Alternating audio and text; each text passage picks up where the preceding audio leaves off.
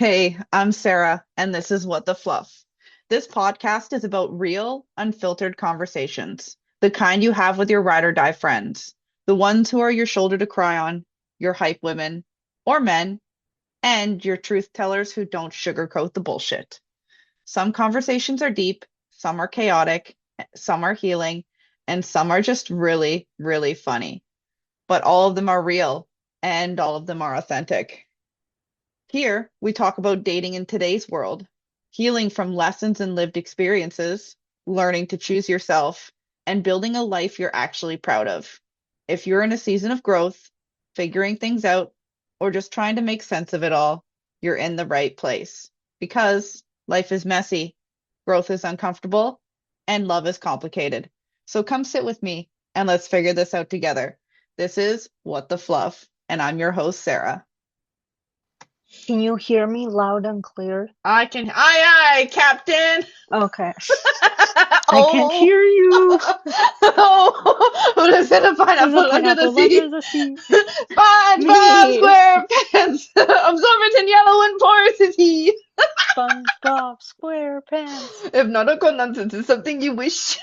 SpongeBob SquarePants. Now drop on the deck and flop like a fish. I don't want to flop like nothing. Ready, SpongeBob Bob SquarePants. SquarePants. My goodness. Is Oh, it okay. still on? Yes, it is. Oh God. Hi, future Sarah. Now you're getting a good laugh before you edit this. SpongeBob SquarePants. Do-do-do-do-do-do-do. There you go. Or we just leave, or future Sarah goes mwahaha and just leaves this in just for absolute chaos and nonsense at the beginning. Where do I start? Beginning normally. Yes. No, I'm gonna start at the end and work my way up. Uh, So, guys, if your relationship starts feeling intense, then turns into chaos, pause because you're not intense, you're emotionally unsafe. And for the ladies here, do your relationships feel amazing at first, but then draining later? He didn't love you, he needed you. This episode also includes a real Fluff Boy journal entry from my journal, and this one might expose a few of you. Um, we're also joined here today by my co-host Mary. Hey, girl. Hi, how is everyone? Hopefully everybody's doing good. And alive and breathing, check, get your heart checked. Yes, yes, because today's episode is episode 15, The Emotional Vampire. How to See, this spark is why. Yes. How to spot a narcissist before he drains your soul. So today's episode is a little different because we're talking about the emotional vampire. You know the type. Charming at first, magnetic even, but somehow after spending time with them, you feel completely drained. The kind of guy who love bombs you, confuses you, disappears, then comes back, and somehow leaves you questioning your own sanity. Today, we're talking about narcissists and how they operate and how they hook people in.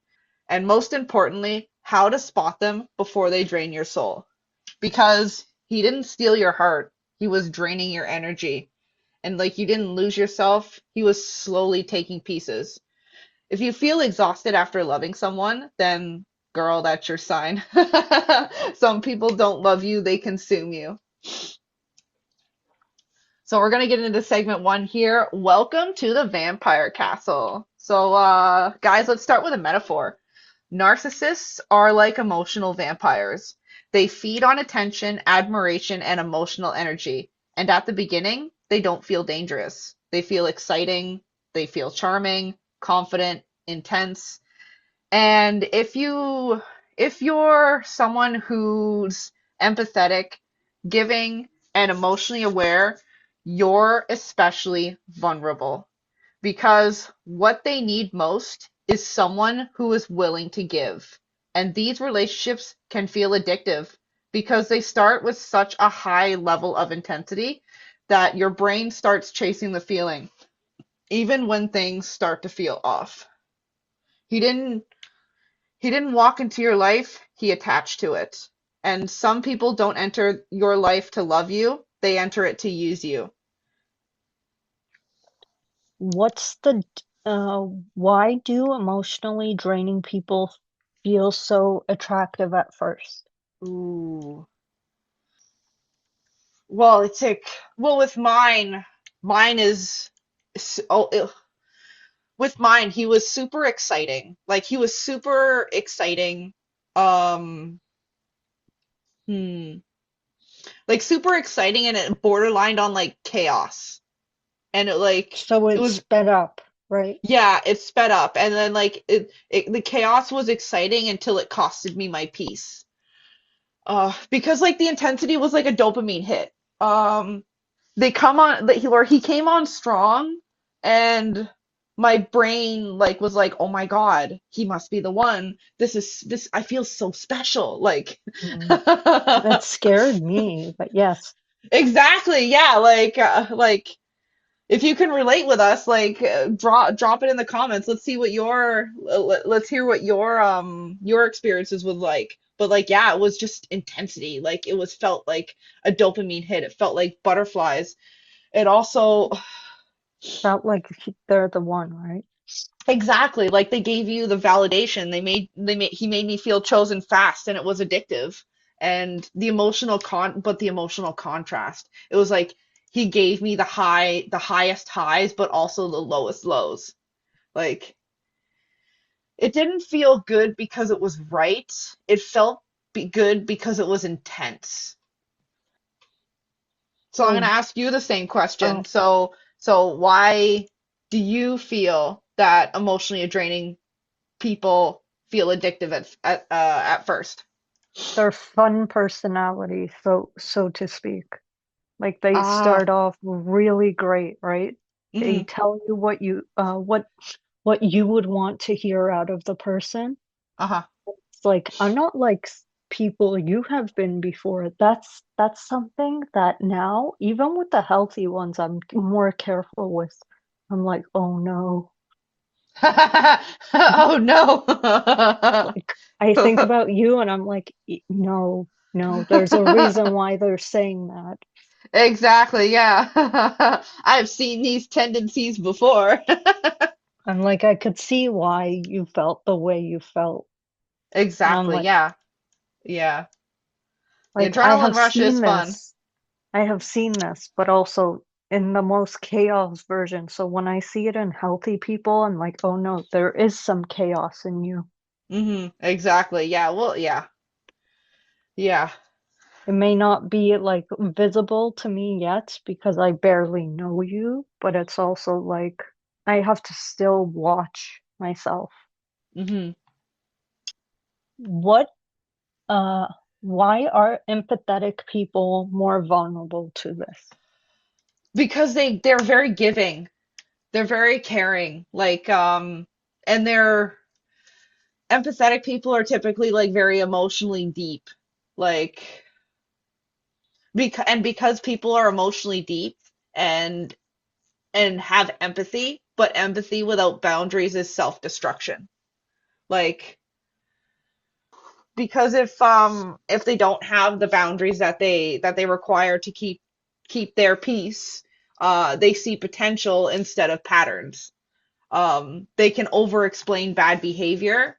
um they could also take responsibility for emotions that aren't theirs. And Blame themselves. yeah, that. And they're also like, I find, like, because I'm like that too, like, they're used to over giving. Like, they're used to giving without receiving. And I used to be really, really bad for that. Like, I would give a whole lot more than I receive, and I would think, like, oh, so the more that means I need to pour into this person more. I need to give more so I can receive back. And they, like, also, like, one thing I hugely struggled with too. It's like I confuse fixing with loving. Because if I thought that if I loved harder, I could change the outcome. I could fix how they treat me, and it's not ever the case. Like, because I wasn't loving him, I was understanding him at the expense of myself. Because You were empathy, putting his feelings before yours. 100%, yeah. And empathy is what made me stay. Boundaries are what made me leave. Have you ever felt drawn to someone you couldn't explain? Yes, all the time. In what Well, ways? and like I did when I was younger, because like you're so Mm-hmm. infatuated, and they're like, even when they do wrong, you're like, but these are the reasons, these are the things they are doing right. Yes, yeah, yeah. And it was like surface level things like taking you on a simple birthday place. Like when it comes to your birthdays, they take you to a certain event with you or they take you to a certain party. Mm-hmm. Like it made me feel special, but it's also like behind closed doors, it was a totally different person. What do you mean by that? Like the way you were treated, like I was giving a lot more emotional depth, but I was receiving a lot less emotional back, right? Like no Ah, matter what okay. I could do, it was never enough. Interesting, yeah. And they like put on a front like around people, right? Exactly. Like we've Ah, yes. experienced it and Yes, it was yes, not 100%. nice. Yeah, like I for sure like he would treat me differently around others than he would treat me in public. Like, and it's just like when because the people like people had no idea who he truly was behind closed doors.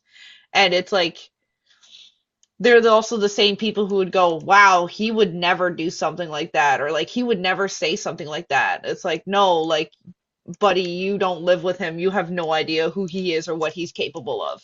Like, Mhm. yeah, Until you hear it, especially for you, I was very confused because from the outside it looked picture perfect to me, right? exactly. Yes, yeah. And honestly, it's scary how sometimes like the picture perfect relationships are the ones who are the most Struggling. draining and the most abusive and the ones who struggle the most. Yeah. Because it's like, yeah, just because you look you look like the perfect happy couple or a happy Couple. family in an Instagram photo or an Instagram reel doesn't mean that is what is happening behind closed doors because it's really easy to I don't want to say fake, but it's really easy to hide behind smiles and the fluff. Because everyone wants to post their happy families, right? You don't see what's Exactly. behind the screen. That's something my mom always says. She's like, just because you see it online doesn't mean that's the case. Exactly. Yes. Yeah. Yeah. All right, let's get into segment two, the love bomb bite. So this is where it begins. The hook is love bombing. This is how narcissists pull you in quickly. It looks like intense compliments, consistent communication, emotional connection that feels instant, talking about the future very early. They'll say things like, "You're different from everyone else." I'll I've never felt this way before, and I can see a future with you already, and it feels real. But here's the truth. Love bombing is not intimacy. It's acceleration. They move fast because the faster you get attached, the harder it is for you to leave later. Because he didn't fall in love, or sorry, because you didn't fall in love, he fast forwarded it. And love bombing is not a connection, it's control in a nice outfit.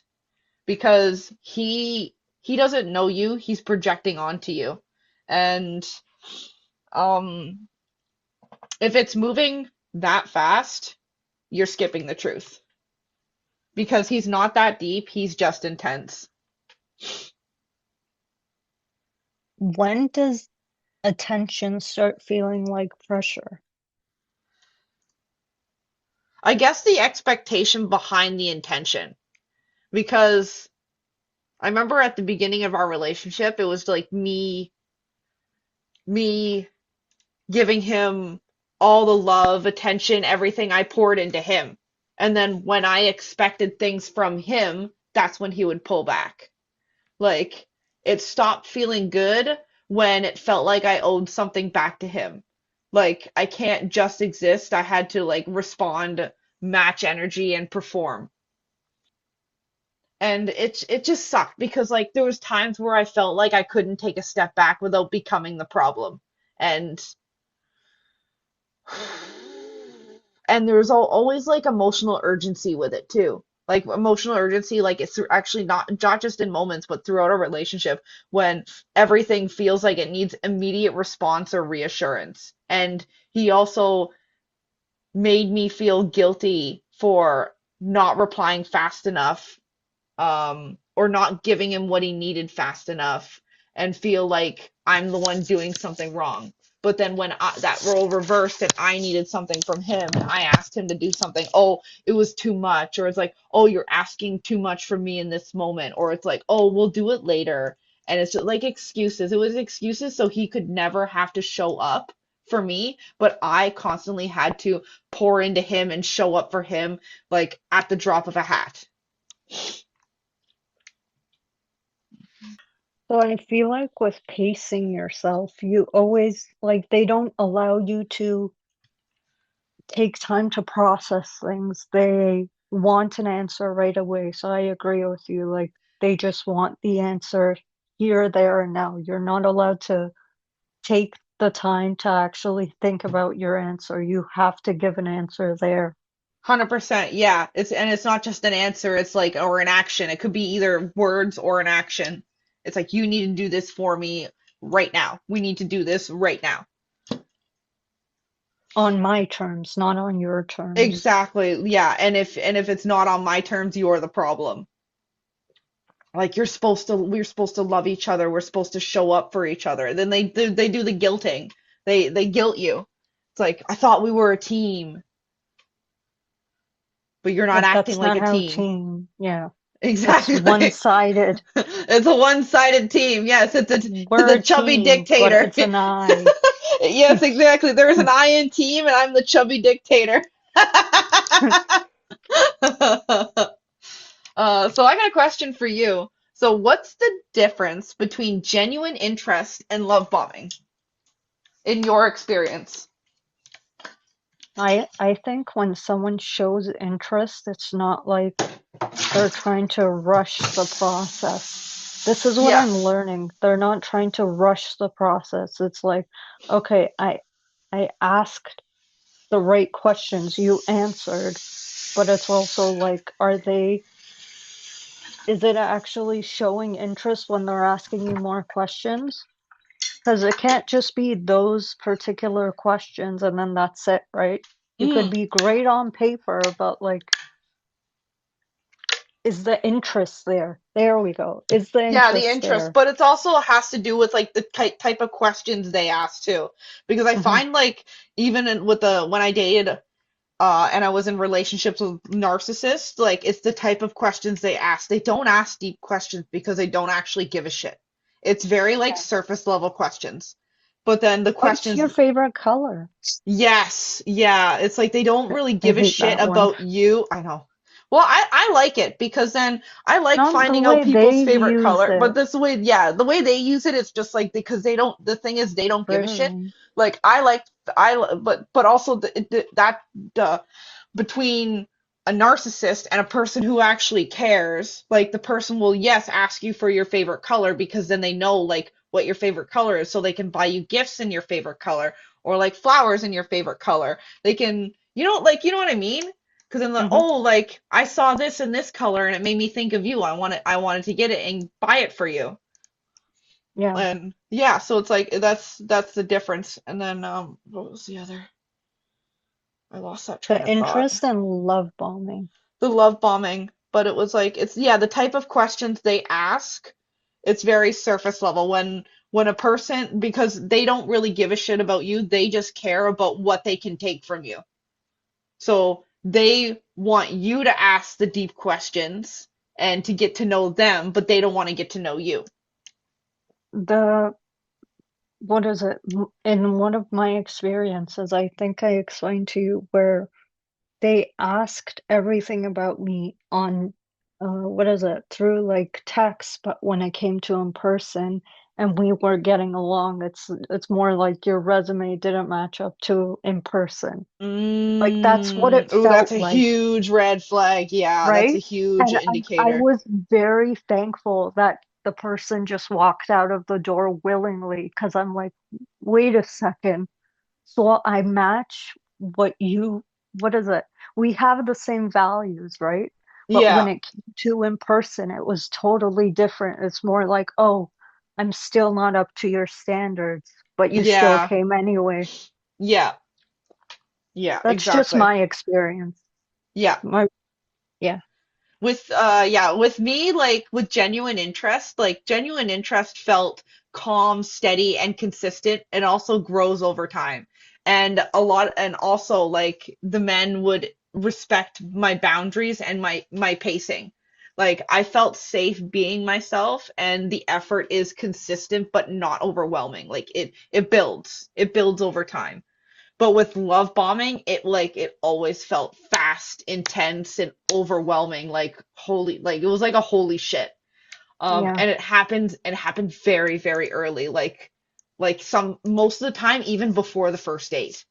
Like, and they push, like there was also times it wasn't consistent across the board, but some of the times they would push emotional closeness very quickly. So I would feel like rushed or like swept up, like there was urgency behind it. Like the effort was like really, really high to the point where it was like unsustainable for long periods of time.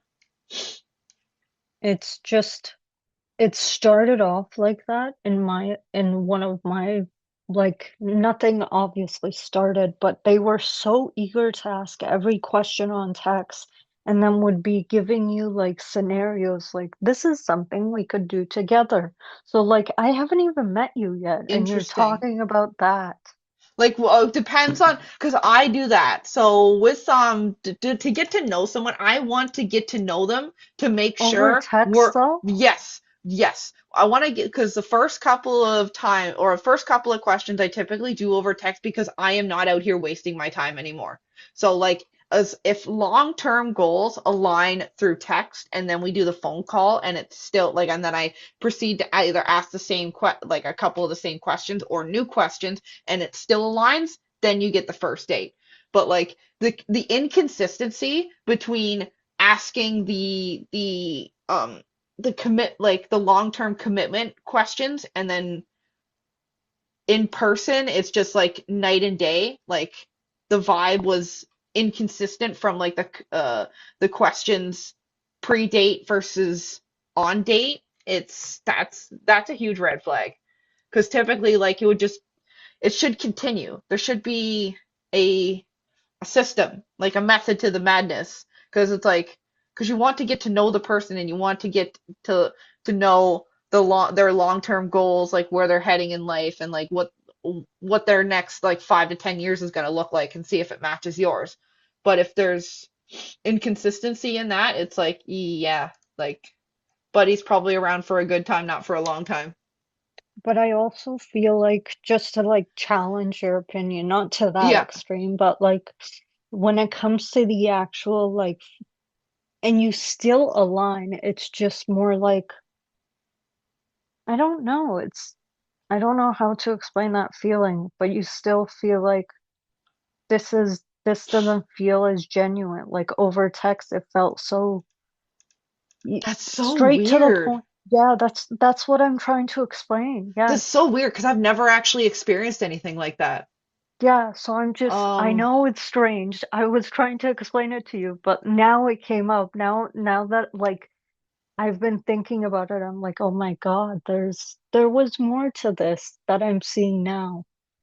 yeah, that is weird. That's strange how that like it's so inconsistent. And now with more data, you're collecting data points and you're Mm. observing. So now it's like, wait a minute, something's not working.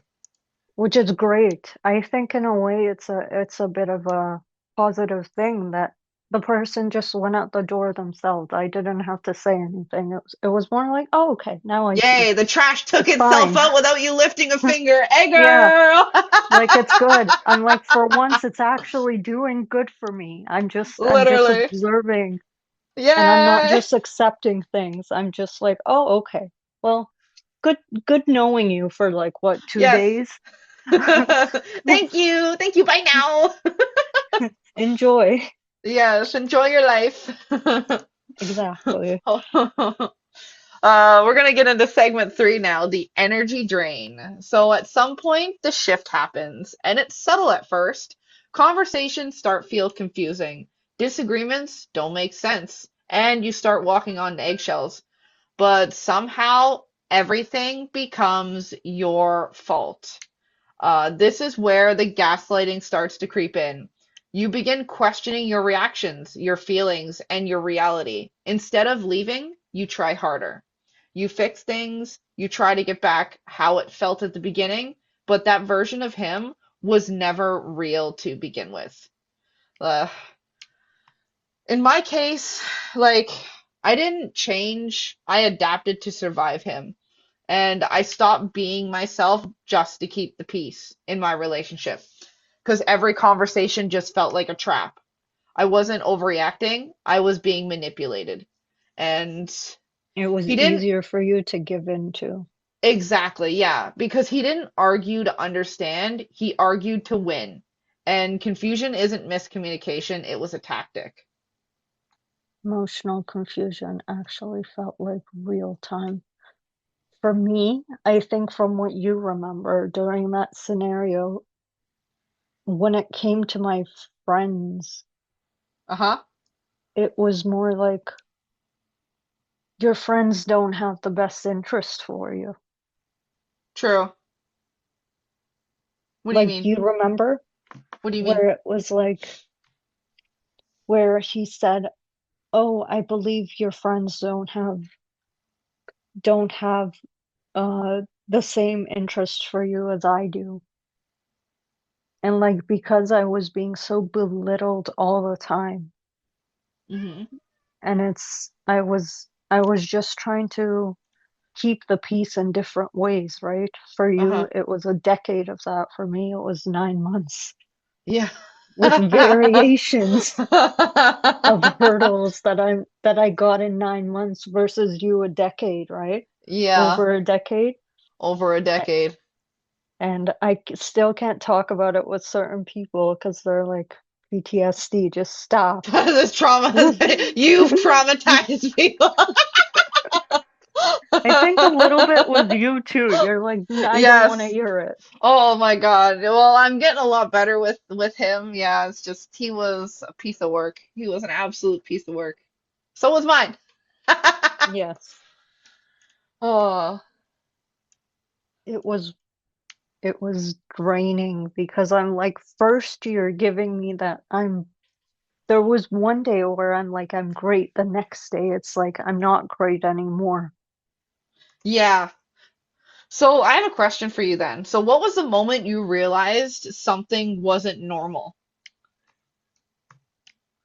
Oh, I got cracked like an eggshell. I cracked open like an eggshell. Eggshell. Okay, you want to explain that one?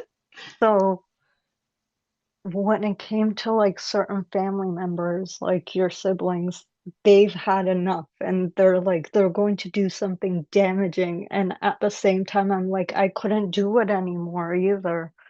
Like Yeah, it was hard for me. yeah. Packing my stuff was difficult. And it was still turned on me in a way too, because you remember he said, "Oh, it was me that did it," when it was me that I'm like, I'm going home. I Hmm. don't want to see you again. It was still turned on me even during that phase. Hmm. So Fair. I cracked in a different way. Like something finally hit me that I'm like, okay, this is enough. I can't take this. I Yeah, see, it yeah. was one of those things. That was your oh shit moment. Yeah, that was like, if I don't get out of this, I'll continue dealing with this in different ways, and who knows what would happen later on. Exactly. Yeah, and it's like it get worse and worse and worse as the time went on. Yeah.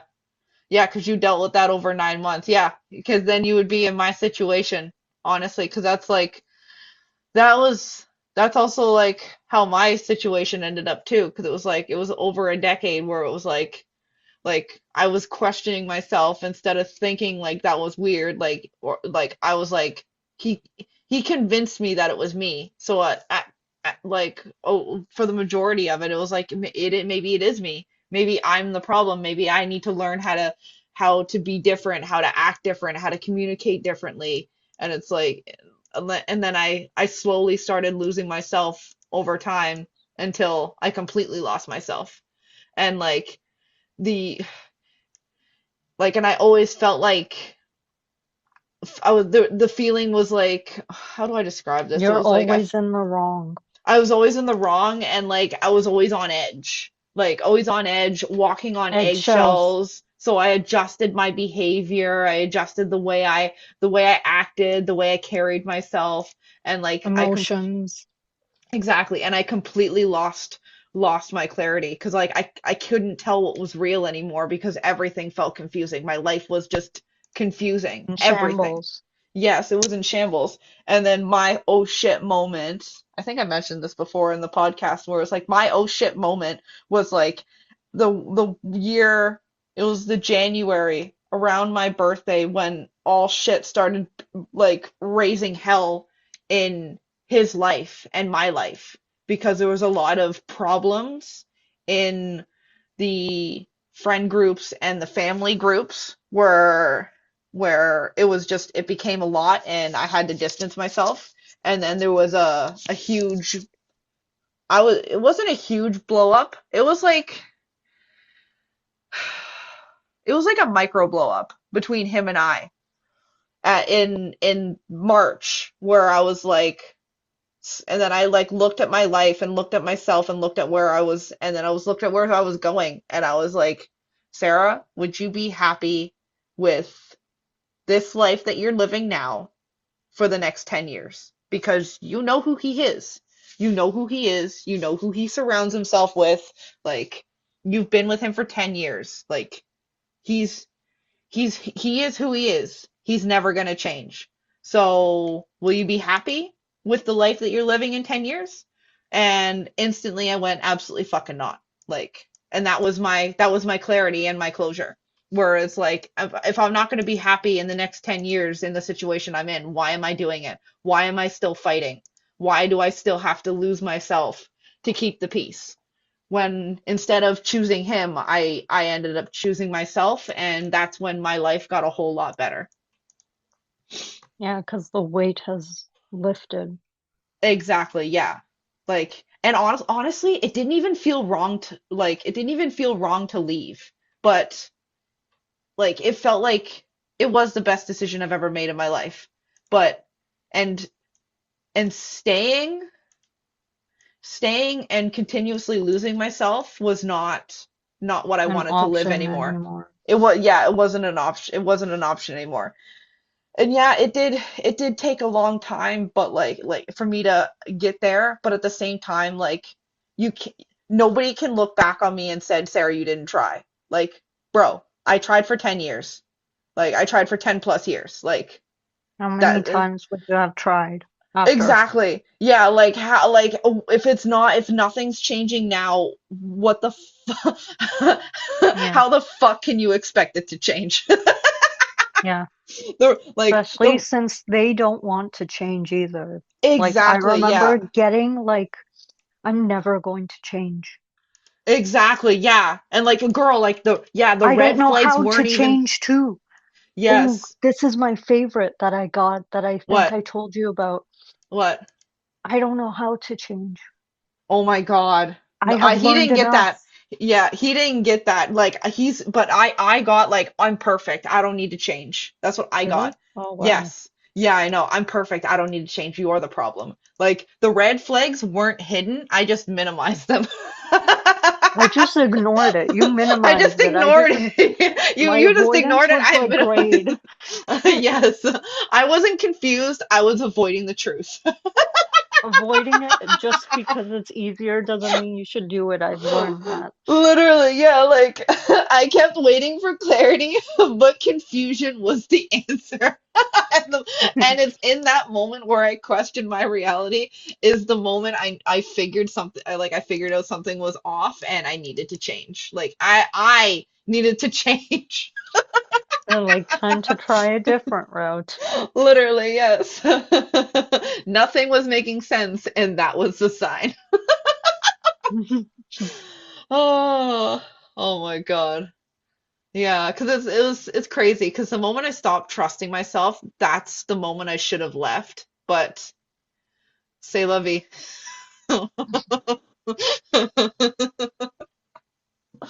Yeah, Oh, ooh. So you know what? Let's get into segment four: the sure. Diary of an Emotional Vampire, a survival story. So before going further, I want to share a story from my own life. I'm keeping this anonymous because the point isn't to expose anyone, it's to help you understand what these relationships actually feel like from the inside. So this is Fluff Boy entry number 6, Count Narcissula, the emotional vampire who tried to break me. How we met. Through what seemed to be like a normal chapter in life. Meeting someone who appeared confident, charming, and very sure of himself. The kind of encounter where you think, maybe this could be something real. First impression of him was charming, magnetic, attentive in a way that felt almost intoxicating. The connection felt intense very quickly, like I had met someone who truly saw me. The kind of energy that makes you think this might be rare. The detail that was hiding in plain sight. The charm wasn't genuine connection, it was strategy. Everything that felt special at the beginning was a part of the love bombing phase. The compliments, the attention, the feeling of being chosen. That wasn't intimacy, it was the hook. My response at the beginning, I leaned in because when someone shows you that level of attention, it feels exciting, it feels flattering, and you assume that intensity means something meaningful, especially in your early 20s. So I gave it patience, understanding, and emotional investment. Uh, the confusing part. So when conflict appeared, nothing worked normally. Arguments didn't feel like conversations, they felt like combat. If I tried to express how I felt, the discussion would twist until I was the problem. Somehow every disagreement became proof that I was wrong, dramatic, or too sensitive.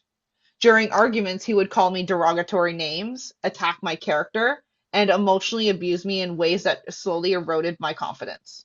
Apologies were rare, even when he was clearly in the wrong. Responsibility simply did not exist in his world. Mistakes were always somebody else's problem, and growth was always someone else's job.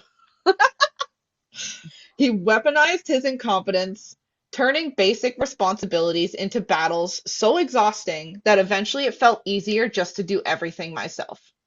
Conflict wasn't something that he tried to resolve, conflict was something he tried to win. And over time, I found myself doing something I never thought I'd do, agreeing with him, even when I knew he was in the wrong. Not because I believed him, but because it was the only way to keep the peace in my own home. The realization. Eventually, the truth became impossible to ignore. He didn't want a partner. He wanted compliance. Someone who wouldn't challenge him, someone who would absorb the chaos. Someone who would continue to choose him even while he was choosing control. Someone who would stay, nurture, support, and take care of him while accepting the abuse that came with it. That's not partnership. That's emotional captivity. What actually happened? Over time, I saw the pattern clearly. Count Narcissula didn't thrive because he was strong.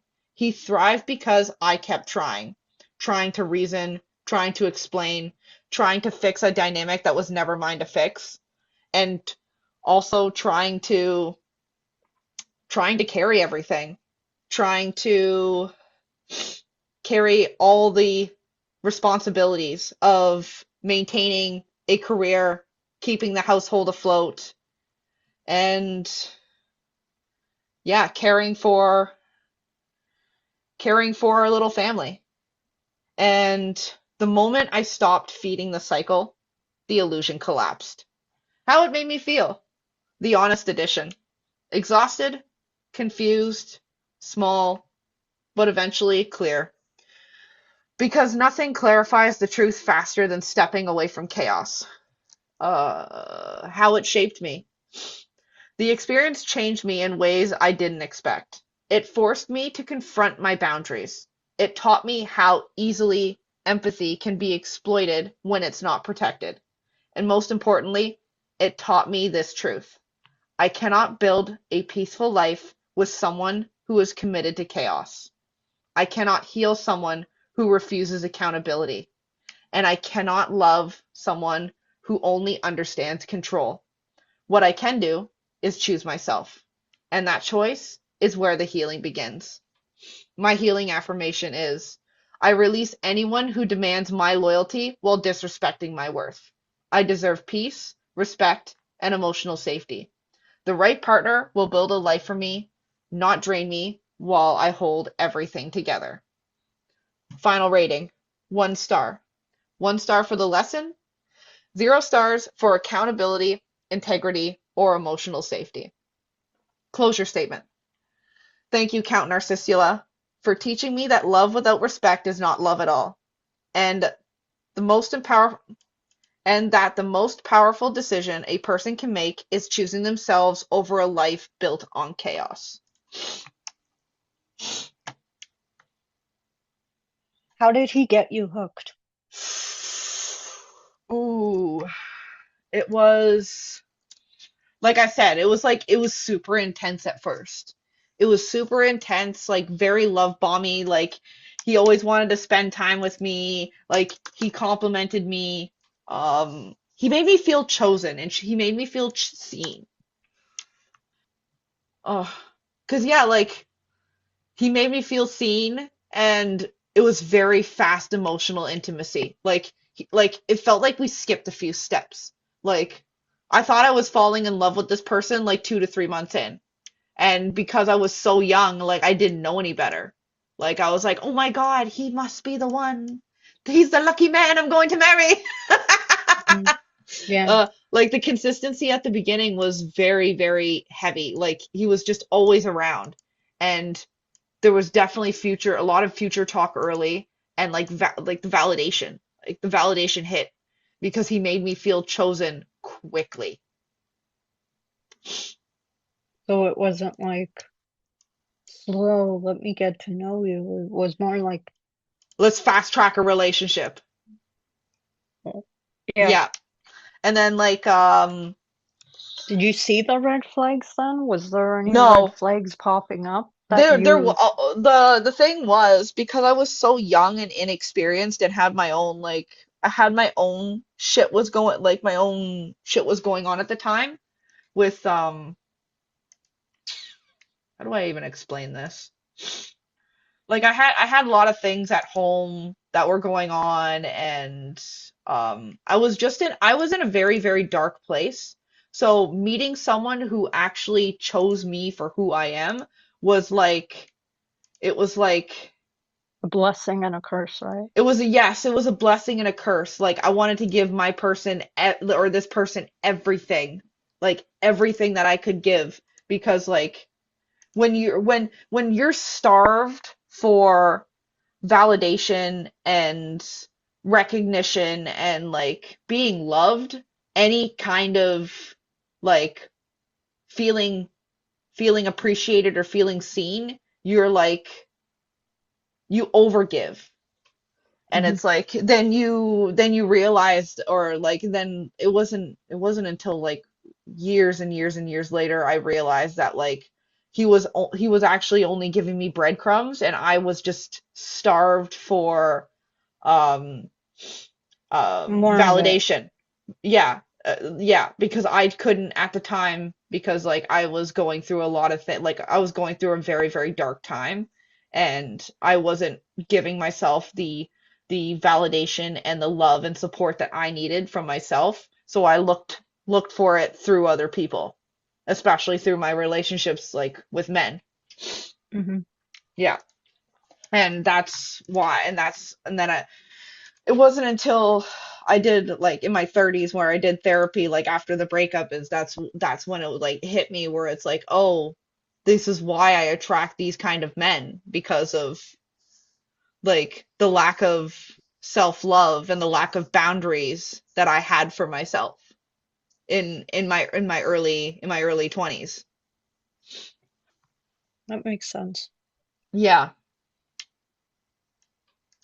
So yeah, no, there were definitely red flags. I just ignored slash didn't see every single one of them. Because Daddy, I love It's him. also, well, when we're young, we also don't know too much. And it's like, they're saving me. They're not They're saviors, not though. They're saving you, not. they're destroying you, but girl, like girl. Your brain's not even fully developed. You have no idea what the fuck's going on. Yeah, well, I wanted a savior. I got the opposite of that. Literally, yeah. Yeah. It's like I I had wanted to a fight savior and it. then I got a demon. I'm like, oh, I thought you were helping me. And then the words came out, and I'm like, but. Literally, yeah. You said this the other day. It doesn't mean anything. Uh-huh. Oh my God. Not a good time. No, not at all. So it's Some like, people learn it a lot earlier, though, yeah, like yeah, in their 20s, which is nice. And yeah. then some people learn later on, but that's also like depending on like It depends on the how person though far, too. It and how it de far. and it depends on how like it just depends on the situation as well because like in that case like when you have good moments even with someone who's really not good for you, it can make you overlook a whole bunch of shit. Like Hmm. it can make you like but dad like we joke about the but daddy I love him, but it's true. Like for real talk, it's like it's the good moments that make you overlook inconsistency and the disrespect and the red flags and the emotional unavailability. And honestly, and your intuition, that gut feeling where it's like I feel it, I just don't want to listen to it, I don't want to see it. Like it will make you ignore a whole bunch of things where you shouldn't ignore because they're like there's not it's not always bad times. There is good times and good patterns, and it's like the patterns could even last like a week, a month, a couple of months. But then the thing is, because they They don't have want to to drop it change, too. yeah, they don't want to change, and they're not actively working on changing. Life happens, and then they go completely back to who they were, and they yeah, and the relationship slowly erodes again. Like like a good thing to like think of was like he showed me who he could be, not who he was. Because like the love with him felt like highlights, but with those highlights, I completely ignored reality. Like the And reels. exactly. Yeah, like the Instagram reels, like because a few of those good days kept me in the months of confusion. Like I wasn't like I was just holding hope. I was holding on to hope because the good moments were real. They just weren't consistent. And And I think after, I kept chasing the version of him that didn't last. and I think when you were going through your situation, you're like anyone going through your situation, you're like, this will change eventually, right? Exactly. This is all Yes. I have. This is all I have. Like, this is what's keeping me up. Exactly. Yeah. This is all like this was my life. Like this was my life. Like and we had plans. We had future plans together. And it was like it just And one person flushed it, so it required you to also be like, okay, yeah, it doesn't make sense anymore for me to be here with their actions. Exactly. Well, like, yeah, like, honestly, you can even say I was the one who flushed it down the toilet because I just No, couldn't I deal with it wouldn't think anymore. so. No, no, no, no, no. No, You can totally, that's, yeah, I flushed it down the toilet. Doesn't mean it's a bad thing that I did that, but you can say it, you can call a spade a spade. I was the one who flushed the relationship down the toilet. but when it doesn't benefit, when it's going the wrong, when it's going the way it's going, I don't think flushing it was such a bad thing, True. if Yeah, that it's makes not. It sense. no, It's like it's not a bad thing. It's just I'm calling a spade, saying like, yes, I did flush it down the toilet, but it's not necessarily a bad thing. It was actually a good. It was a it was a good thing for me, but an absolute detriment for him because that I was the person, yeah. one. Yeah, I was the one who was funding his lifestyle. I was the one who was taking care of him. Like I did everything for him. I did everything except wipe his ass. Mm, Like like, I literally did. I carried everything. I even booked his fucking doctor's appointments, girl. Like, mm. a grown ass man who's almost 40, I booked his fucking doctor's appointments because it's too hard. I don't know what I'm doing. Can you just do it for me? You're better at that. Like, that's the shit I would hear. Wow. So, ladies, if that sounds like your man, please, this is your sign. Get the fuck out. We will support you. Oh my God. Oh, hold on. I'm gonna start segment five. So from that, let's get into segment five, the vampire comeback. So here's something people don't talk about enough. They do come back eventually, sometimes weeks later, sometimes months later. Usually right when you start to heal.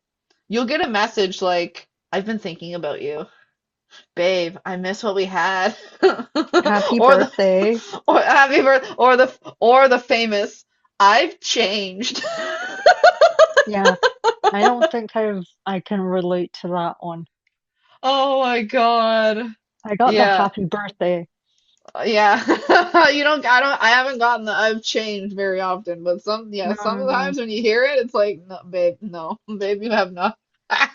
I'm like the happy birthdays are nice, but now I'm like, oh wait, there's a It's a reason why you're wishing me happy birthday. Exactly, because this it isn't about love, it's about control. They come back to see if they still have access to you. Because if they can pull you, if they can still pull you back in, then the closure is not their goal. It's control is. And if he resurfaces randomly, that's not healing, he's testing. Because he didn't miss you, he missed the control over you. So the comeback is a part of the cycle. Yeah. I don't know. Mine was different with this person, and I think like the other ones, I don't believe they did that to me. Like I had different versions of narcissists, if that makes sense. Uh-huh. That one was the beginning of all of them, but it was also the worst of all of them. Hmm. Yeah, I kept getting happy birthday, and my brain was like, why? It's been, why? Well, yeah, yeah. Because I mentioned before, it's the hook. It's the submarine. He's testing you. He's testing to see if you'll still reply to him.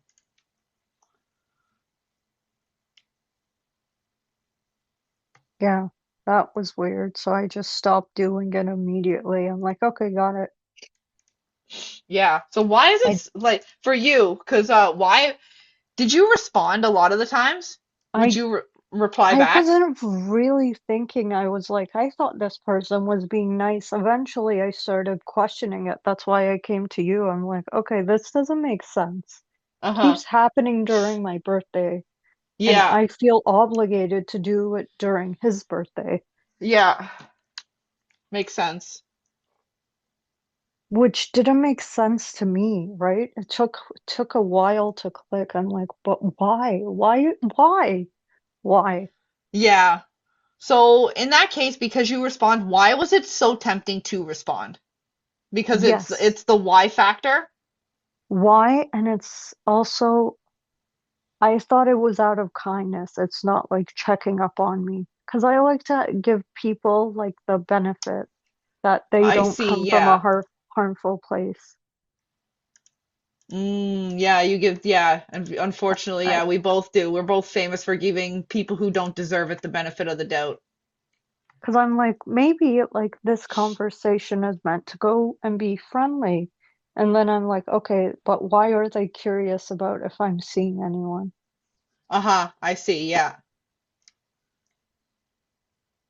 Not that it ever came to, can I see you again? It's just checking.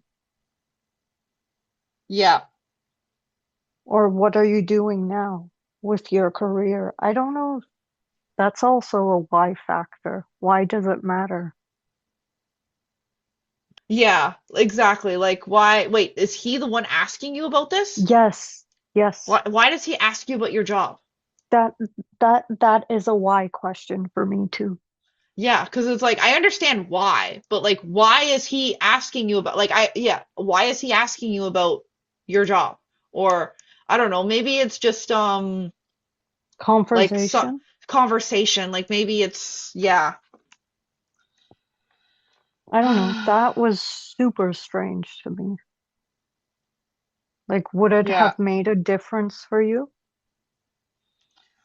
Um, Because what do you especially mean? since we're not together, that's what I'm saying. That kind of thing. Yeah, old me would have gotten rehooked, honestly. Like old like pre therapy and pre glow up Sarah would have gotten hooked again. Like I would have definitely replied and definitely like see where this goes and stuff like that. But new Sarah just leaves them on read.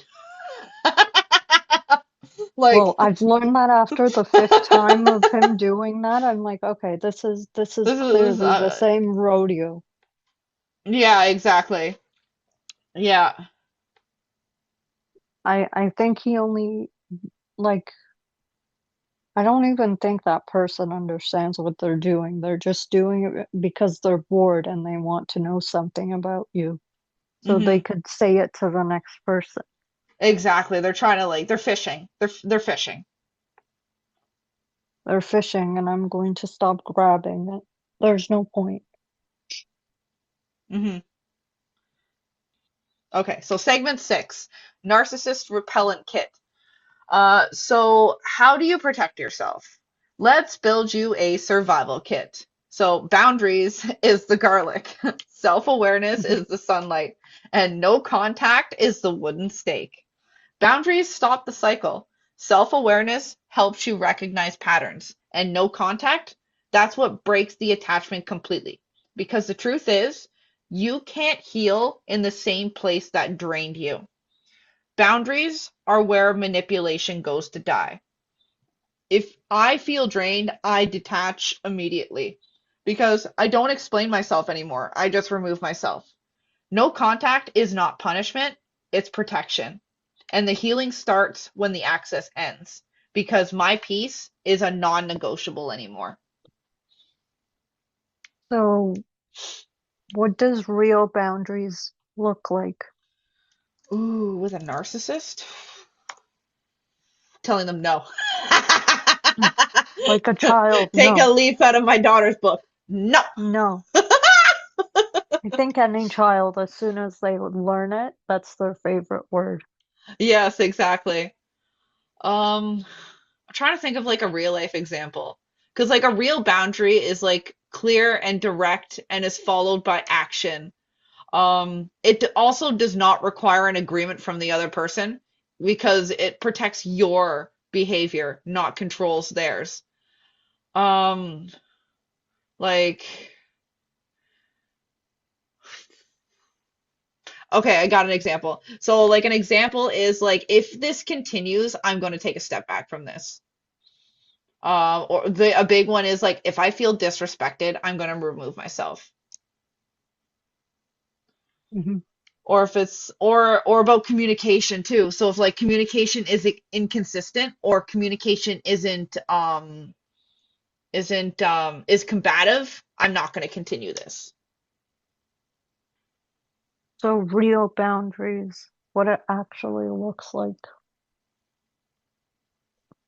Well, the old me would have just shut down because I was made to shut down, right? With the way Yeah, I was treated, I was like, it's better not to speak and cry in a little corner. exactly. Yes, I would say honestly, same girl.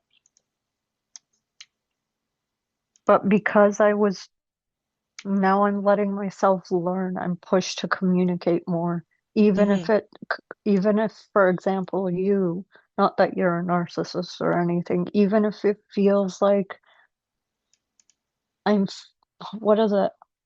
How would I explain it? Because we were talking about it this morning. Well, What the way we it, commu well, the way okay, what I think you're thinking or trying to convey is like because I've dealt with a narcissist for over 10 years, like you're essentially debating with a lawyer at this point because I've had to uphold my beliefs. I've had to while they were being challenged constantly to the point where it's like I needed to figure out every tactic and bring every and be able to debunk every argument. So, yes, arguing or meanwhile, debating with me is yes, it's like debating with a lawyer because I've been trained by a narcissist how to defend my points to like to the point where it's like they're bulletproof. I just find it like sometimes when I'm feeling a certain way, it's hard to communicate that to you unless I'm like, you know what, I have to say it because I'm that otherwise how would you know? Exact. Well, yeah, I can't read your So mind. if I can't like when I was made to feel the way I felt, I'm like, I don't know how to communicate that, and that's where I had to get help and be Hmm. like, okay, like she makes great points, but you have points where you can like this is how you can communicate it. So it isn't so Exactly. hard for you because you're not trying to debate. She knows you're not a debater. Yes. Yeah. Because I like yeah. It's Like it's not something I strive to do. It's not my thing. Like yes, yes, nor am because I well, good you at have it. different it's because you have different communication tactics, and you have different communication tactics that your environment kind of molded. Nature versus nurture too. Like either your environment or just who you are as a person, like molded how you communicate, and just the same as me. Like yes, like I have like the underlying me is a lawyer. I've just because I was in a long-term relationship with a narcissist, then yes, it's just strengthened my ability to debate like a lawyer. For I'll me, mop the like that courtroom nine with anybody. with the 9 months that I've been through, I just think for me that was the main part was communication. It's not like I was wanting to debate with this person because every time I tried to communicate, I was immediately shut down. Yes, yeah. But Versus that was a your control experience. tactic. Yeah, this is why I think that we differ in part of the communication part, other than the emotional and like the way you had to learn it.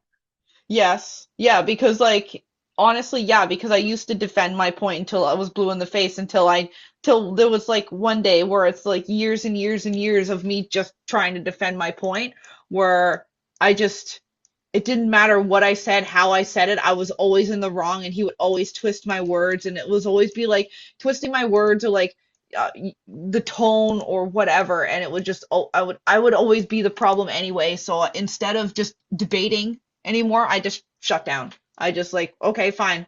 Like the grass is blue and the sky is green. Like it's there's no point. I'm just going to agree with you until you shut the fuck up and then you'll stop talking and I can go about my day and probably have to clean up a mess after you because you're a fucking goddamn child. Or I have For to tend to me, my own child. for me, it was different because every time I explained something, it was more like, I think I've learned everything I needed to learn, and Mm, I don't think I can change. I think that's where the experiences are that's different. insane. Like that's insane. I can't believe like those kind of words come out of people's mouths. Yeah. Yeah, this is where our experience differs because every time I Yeah, tried to communicate my feelings, it was more like I'm being shut down straight away. So when yeah, someone says drop it, it really does affect me because I'm like I yeah. got it in a different way. Yes. Well, it's because your personality too. Like your personality, you're a lot more go with the flow. You're a lot more you would rather um it's like you how do I put this? You're I go with emotion and like what is it? Emotion and based on experience, based on what I've learned. yes, but And you're more in the books when it comes to like mathematical stuff, for no, it's instance. not even that. It's just who you are as a person. Like who you are as a person. You're very like you're very you I'm laid back. yeah, you're very laid back and you'll like like I can't describe it other than yeah, you do go with the flow because it's like you like and in that case because like you don't want to push back on a lot of things, you'll just go okay and then you shut down. You shut down and you deflect and you avoid. And it was just like my core personality type is just it's always been a fighter. Like I've always been a little firecracker. Because you So it's had to be in like your entire life. my That's entire also life. Yeah. that's why I think like our communication skills like we're learning, right? You're like I see your point of view and I'm trying Hmm. to learn yours as well because it's different. We Hmm. all don't have the same experiences, right? Exactly. Yeah. Which So is then why you are the way you are and I am in the position that I am. you are. Yeah. So then that brings me to this question. So what does choosing yourself look like in action? Just not accepting anything that's like learning to question a lot more. Like I feel like I've been questioning a lot more. That's good. Yeah. Questioning like what? Questioning like people's words Ah, yes. because now I come to you and I'm like, okay, there's more I'm realizing. Hmm. There's more like I see what is it? I see I see spots that were filled the entire time that I didn't see before, Gotcha. Yeah. which is interesting. Like that's more than what I saw before, which was like they did nothing wrong or like they said nothing wrong to me and it just didn't work out. Yeah. I feel I had growth there. Like I'm still growing obviously, but I have developed more growth there. Yeah. Yeah. You started trusting your gut and letting go of potential. Yeah, and if my body felt unsafe, now I'm learning to listen to it. I'm like, uh-oh, Yeah, danger, exactly. Yeah. Because you're danger. danger. Yeah. Danger. I'm not chasing clarity anymore and I'm enforcing my boundaries. Because the moment you said it, and then the moment time went on, for instance, with the first one, Hmm. I'm like, oh no, I entertain this now. I don't want to. Exactly. Yeah. Abort mission. Abort. Yeah. Abort. Abort. Yeah. Because in my case, like the biggest one was walking away, even though I still had feelings for him. Because like, and I built a life with him, and that just didn't go away overnight. It took months and months and months and months, which kind of blows my mind with the fact that he literally, once he, when he was the one who was like, I don't want to work on our marriage, or I'm sorry, when he was the one who was like, I don't want to work on our relationship anymore, and then not even a week later, he had a girlfriend, and it's like, holy shit. Like even now, like we're over 6 months in and I'm still low key healing from it. Like I'm pretty much out the other side, but there's still moments where it's like That's there's still normal things though. come up. Yeah, exactly. And it's like if I'm still healing from this, like how the hell are you coping in an entirely new fucking relationship? I don't And think the it's like person is though. exactly, and it's like you're not. Like buddy, you're You're not. avoiding it. You're You're avoiding avoiding your it. feelings. And You're you're putting probably more shitting on it even more, and then causing exactly, another thing to happen. exactly. He's probably projecting all of his emotions Insecure. onto and insecurities onto this other person. Yeah. That is Yeah. difficult. Yeah, exactly. Choosing myself meant letting go before I was even ready, and that was a hard pill I had to swallow. Yeah. Well, you're Yeah. still letting go in different ways, which is bringing up more things that you're like, ah, I see now, right? Yeah, exactly. Yeah. Exactly. Like, yeah, Well, walking your away. experiences too, I'm learning. I'm like, okay, yeah, I can see why you view it in that way. Exactly. Yeah. Well, like, yeah. It's it's tough. It's tough because like I didn't need closure from him. I needed distance, and I chose peace over potential. Because like I stopped trying to understand him and started listening to myself because self like the it's it's tough because where I'm at now, self-respect feels lonely until it feels powerful. Like I've endured so much with him, and now like I I am so resilient. Like holy fuck. The situation that was meant to break me, like honestly, I just rose like I know it sounds cliche, like a phoenix from the ashes. Like I'm a better, stronger, more resilient version of myself. Hmm. Yeah, 'cause yeah, the spell broke the moment I chose myself. And peace feels different when you've known chaos, but peace is great. I love I love inner peace. I Rather have be alone than be with someone that doesn't appreciate it. exactly, yes, yeah. Take a leaf out of Master Oogway's book with inner peace. My I life mean, is so peaceful. in some ways, I feel like I found peace too, Yeah. in a different way. Like Hmm. I don't need you. It's good to have Exactly. someone there, but I don't need you. Exactly. Yeah. And My it took life is me already over a full. year. It took me over a year, but I still feel like I figured it out in my own pace. Yeah. Yeah, because once you figure that out, like no fluff boy could ever get to you like ever again. Like because if you'd rather be alone than drained, and if you're filling like I always say filling the cup. Like if you're filling your own cup and you don't need like anything from anybody else because you can provide everything that you need, like relationships start looking and feeling a whole lot different. Like I don't have to constantly chase for you to talk to me. I shouldn't even be chasing you. You should want to have communication. Yeah, If I exactly. have to chase you, then forget it. That's something that was hard to let go.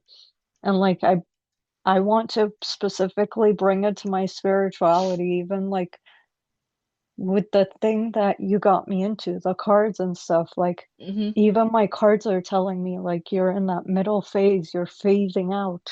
Yeah. So it just reassures me that I'm not doing too bad. Hmm.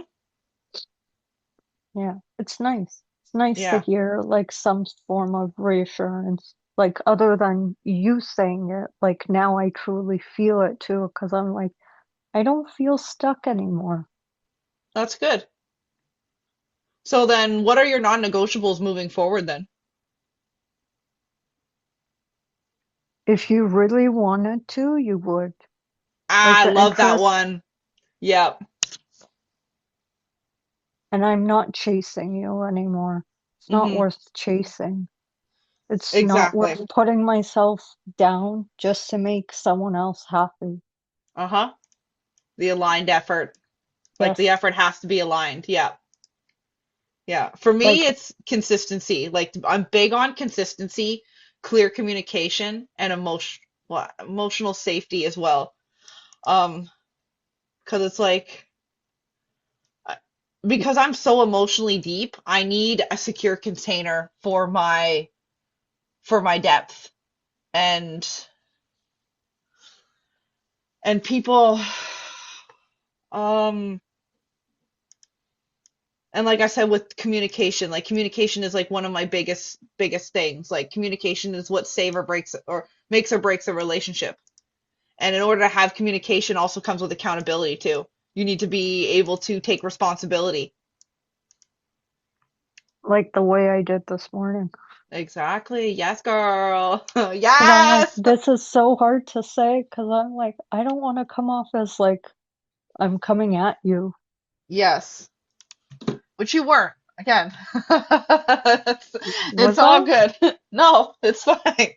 Like I'm Was not. I though? Like I What was were you what? just saying my feelings. I don't like I even got help. I don't think I was saying it to be malicious. Yeah, not at all. You're never malicious.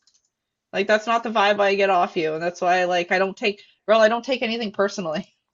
I know. It's good because Yeah. you actually understand me. It's not like I'm speaking to a stranger where they're like, "Oh my God, why did you say that?"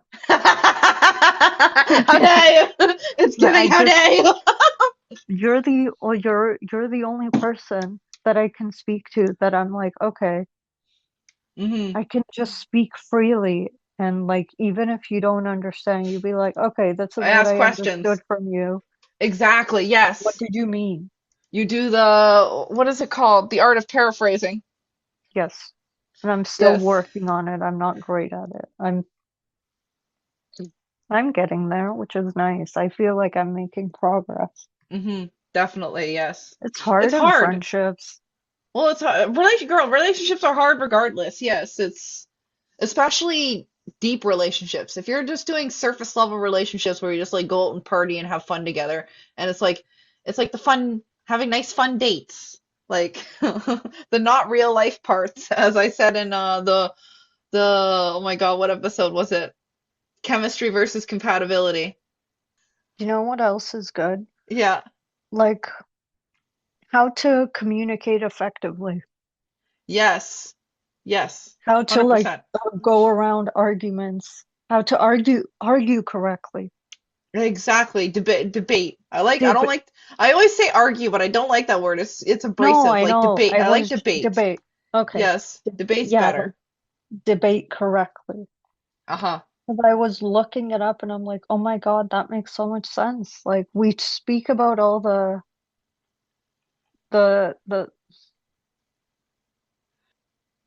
Speak about the what?